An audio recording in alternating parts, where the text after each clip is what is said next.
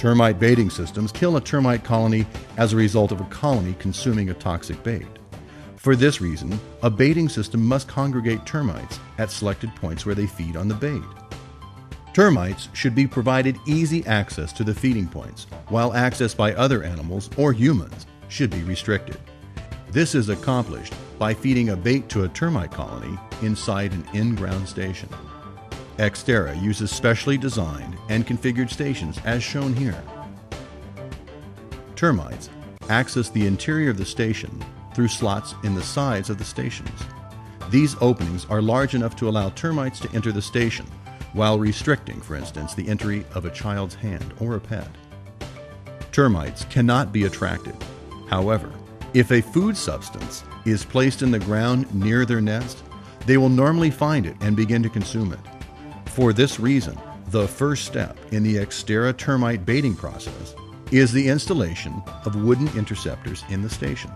The interceptors line the inside of the walls of the station, leaving a vacant cavity at the center of the station. The interceptors rest against the walls, where they are in contact with the slots. Termites enter the station through the slots and begin feeding on the interceptors, thereby establishing termite feeding in the station. The arrangement of the wooden interceptors in the Exterra station is unique, and for good reason. It's patented. This arrangement of the interceptors allows the entire interception and baiting process to occur in a station without the interceptors ever being moved or disturbed at any point in the process. When termites are found in a station consuming an interceptor, bait is placed in the vacant cavity in the middle of the station surrounded by the termite-infested wood interceptors. Because the interceptors are not removed when bait is applied, intercepted termites found feeding on the interceptors are never disturbed.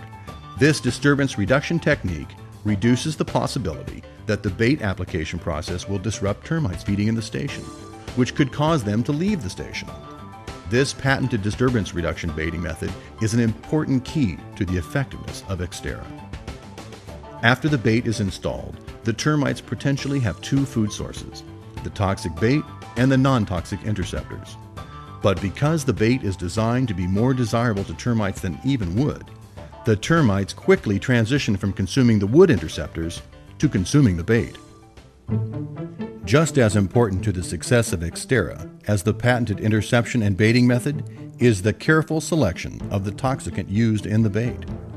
Most any type of toxicant can kill a termite, but not every toxicant can eliminate a termite colony.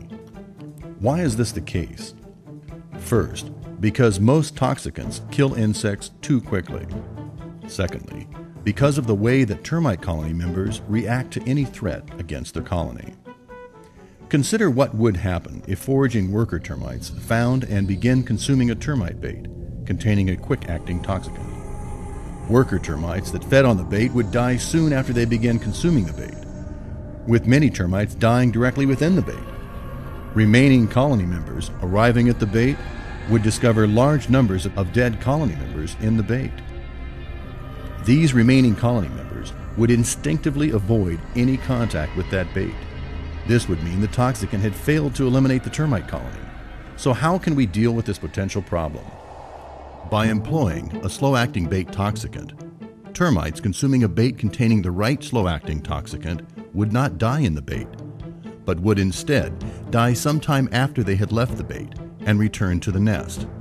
When they left the bait to return to the nest, these termites would instinctively take some of the bait back with them to the nest to feed to the other colony members.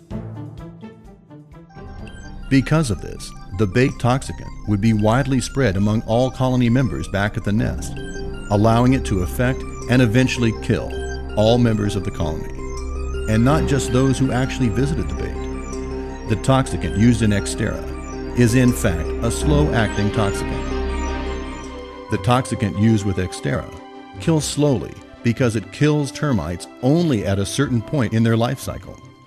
This critical point is at the time of their molting. Molting is a process by which growing termites shed their outer skeleton. The skeleton must be shed because as termites grow, their outer skeleton does not grow with them. Instead, they shed their existing skeleton to form a new, larger one. Most termites molt on a regular basis throughout their life cycle. The toxicant used with Exterra belongs to a class of toxicants called chitin synthesis inhibitors. Chitin is an important component of the termite's outer skeleton, which is called an exoskeleton. The toxicant inhibits or stops the formation of chitin in the termite's new exoskeleton at the time of molting. Therefore, the termite dies because it cannot successfully complete the molting process. The name of the bait used with Exterra is Labyrinth. It is called Labyrinth because after it is infested with termites, it takes on the appearance of a labyrinth or maze. The toxicant used in Labyrinth is very powerful and is able to prevent normal termite molting at a very low level in a termite's diet. In fact, the toxicant in Labyrinth is so powerful that termites can no longer eat a few weeks after they begin to feed on it. This means that further damage to a structure by a colony begins to slow and is soon stopped after the colony begins to consume Labyrinth, even before all the members of the colony actually die. As powerful as it is in killing termites, the active ingredient is very low in toxicity to humans. This is because humans do not have exoskeletons and do not molt. In fact, the toxicant is less toxic than table salt. Now let's put all we have learned together and see Exterra in action. Here, we see a house under termite attack. Termites appear to be entering the structure at multiple points. The owner may or may not know that the structure is under attack from termites. This is a job for Exterra. The first step of using Exterra is station installation. To protect the entire structure, Exterra stations are placed in the ground at regular intervals, completely around the outside of the structure.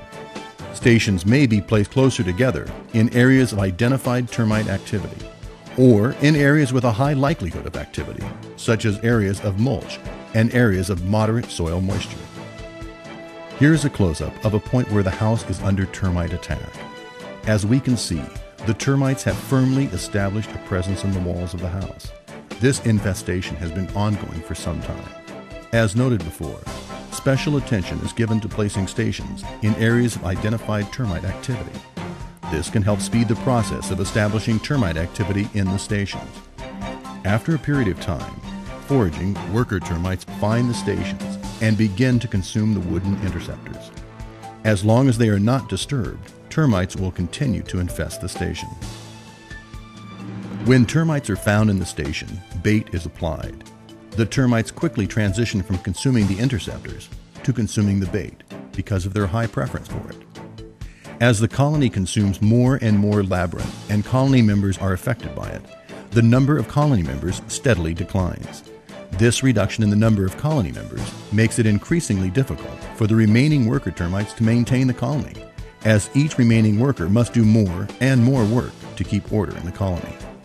Finally, after a high percentage of worker termites have been eliminated, the colony collapses. Soon after all the worker termites die, all of the remaining colony members perish because they are unable to care for themselves. After the colony is eliminated, any remaining bait and interceptors are removed and replaced by fresh interceptors. The process of making regular inspections of the stations then resumes. It is necessary to continue to inspect the stations in the event another termite colony invades the area previously inhabited by the now eliminated colony. Most termite baiting occurs in Exterra in ground stations, as we have just seen. If an above-ground point of termite attack against the structure can be located, it may also be possible to intercept and bait the colony directly at the point with an Exterra above-ground station as shown here. This is not always possible. However, it can oftentimes be done if a point of attack can be located and a station can be conveniently positioned. Above-ground stations can help speed colony elimination. This is because in many cases, termite bait feeding can be established sooner in an above-ground station than in an in-ground station. The only real difference between in-ground and above-ground use of Exterra is that with the above-ground station, no interceptors are used. Instead, bait is used to both intercept and eliminate the colony. As soon as the colony is eliminated, the station is removed. As you've now seen, Exterra offers a bold new approach to an age-old problem. Our new technology can help eliminate the threat of termites to your home by eliminating their home, the colony. Exterra is the newest and most efficient way to handle a serious problem like termites. When you're looking to protect your home from termites, Exterra is the name to remember. E-X-T-E-R-R-A, Exterra. Termites don't like us, but homeowners in the know love us.